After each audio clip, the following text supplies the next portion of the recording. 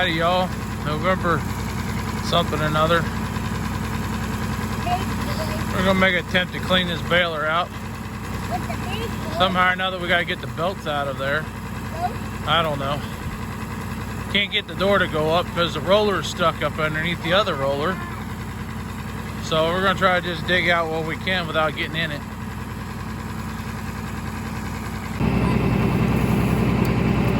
Emily digging it out on top. Now we gotta get that roller out of the top of this thing.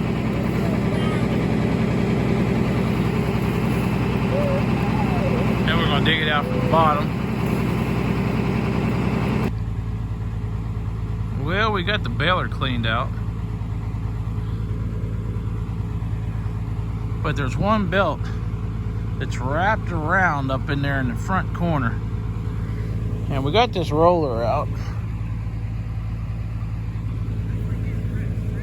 And this part broke off.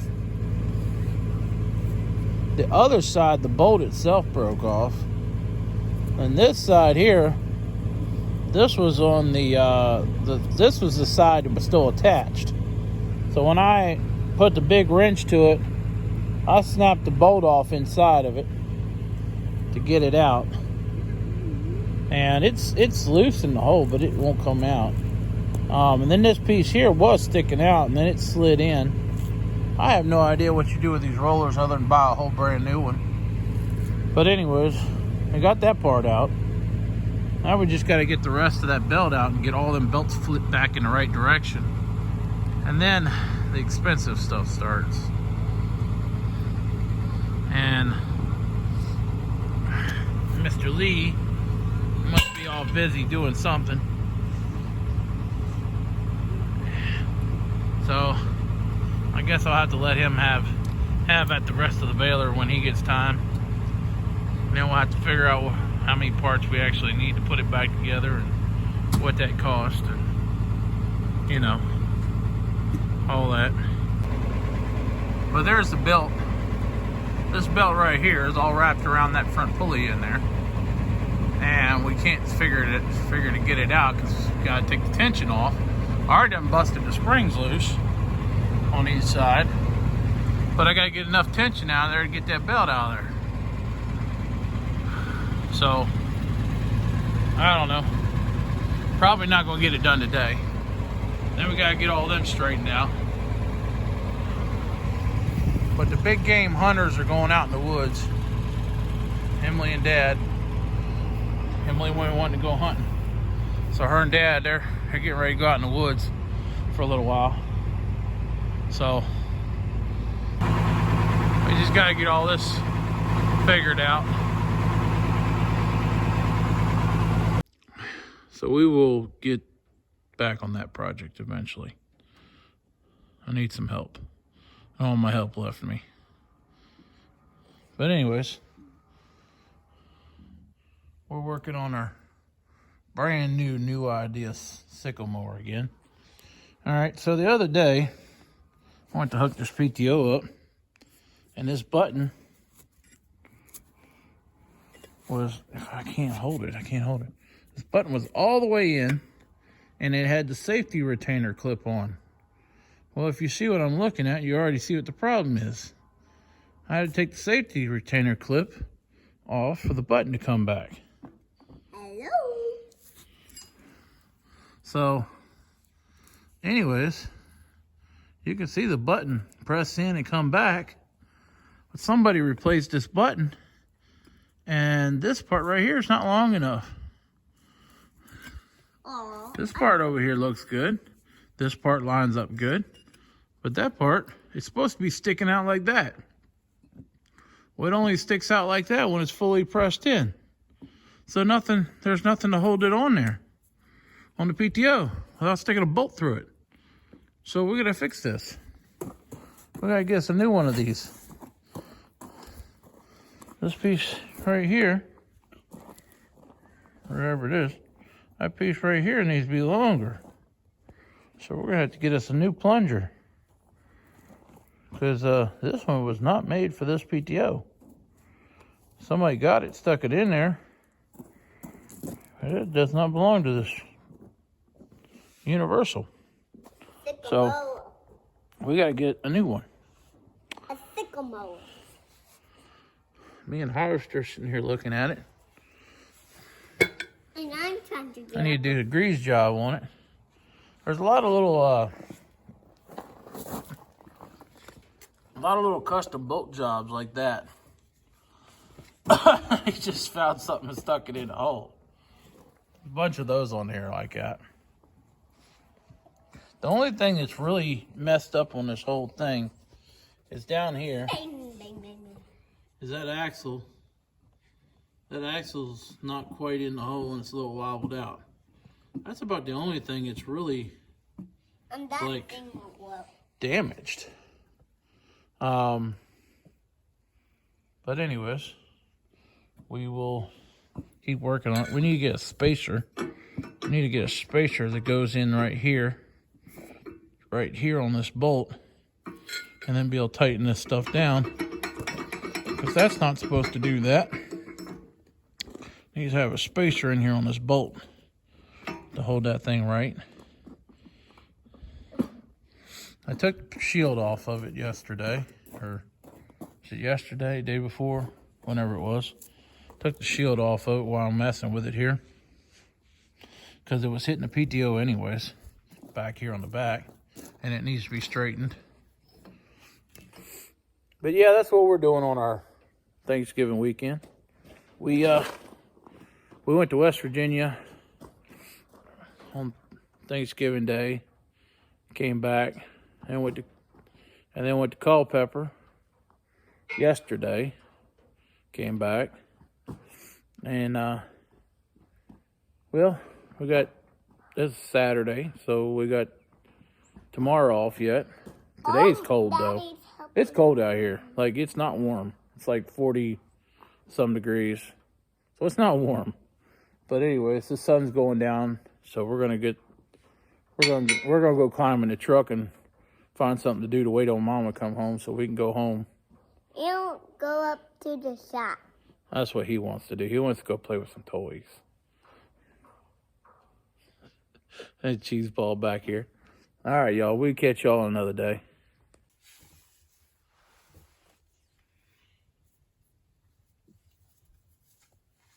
Look at all the big cats rain.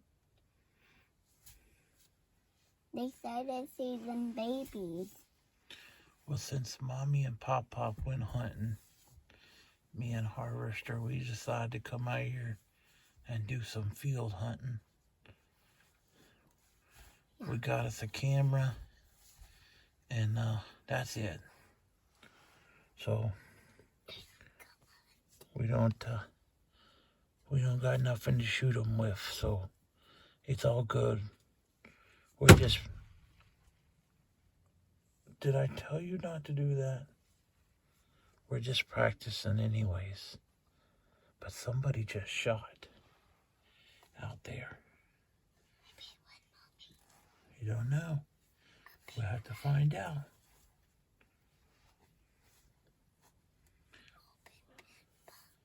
Harvester, he never been hunting before, so we sitting in the truck watching the fields. See if we see anything. Yeah, it's getting cold in here. And the sun's going down.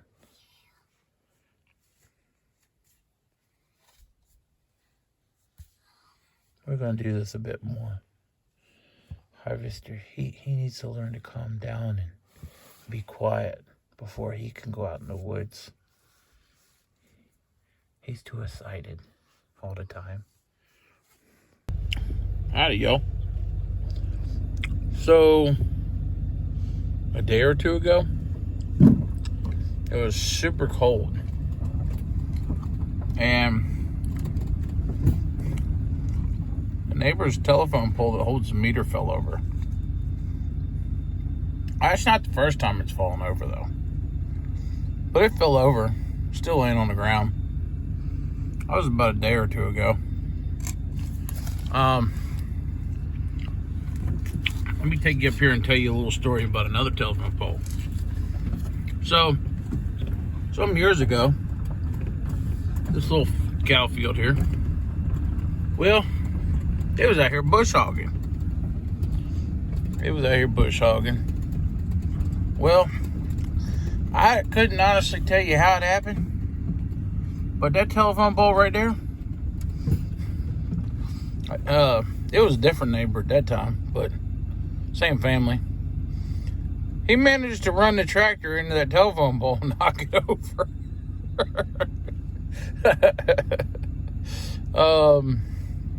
I don't know how he did it, but anyways, he managed to run the tractor into the telephone pole and knock that pole over as well.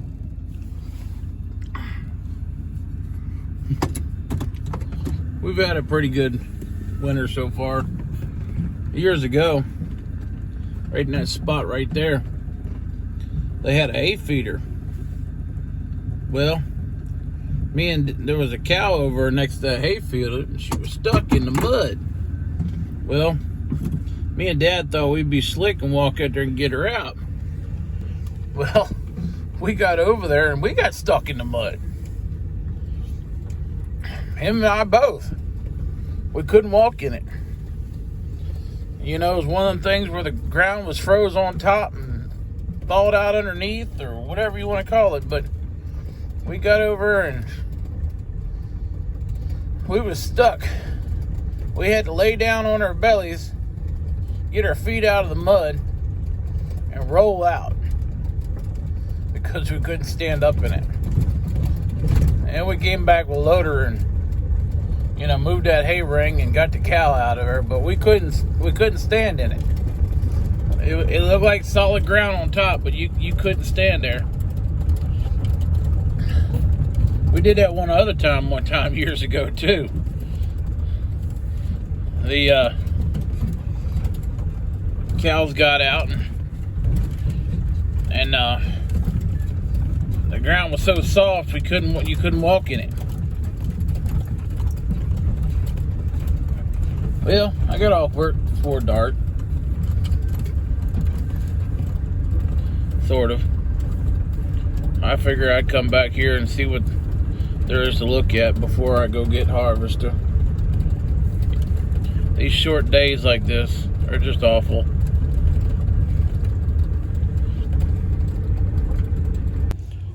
So yesterday, my dad and my uncle, I went down to my other uncle's place and hauled out the last two pieces out of the woods that were forgot about. A while back ago, we went down there and loaded up a bunch of stuff that my aunt wanted to get rid of just because she don't need it no more, and she only lives there part the time. Anyways, so they went down there and drug these two pieces out of the woods yesterday with a skid loader. Dad says he ain't never seen a flail mower like this one before. He says it's different. But yeah, it looks like a flail mower. But then when you look at the teeth on it, the blades look like a rototiller. They're curved.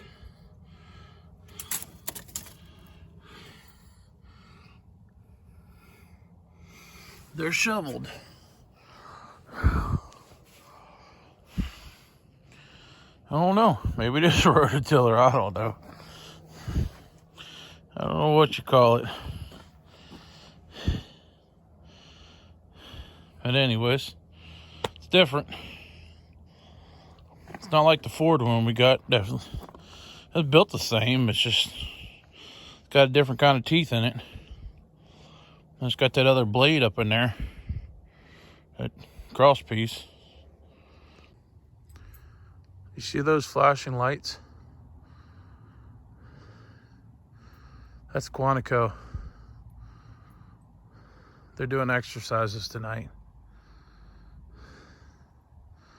It's funny because when you're standing in front of Dad's house, they look so much closer than where they are right now.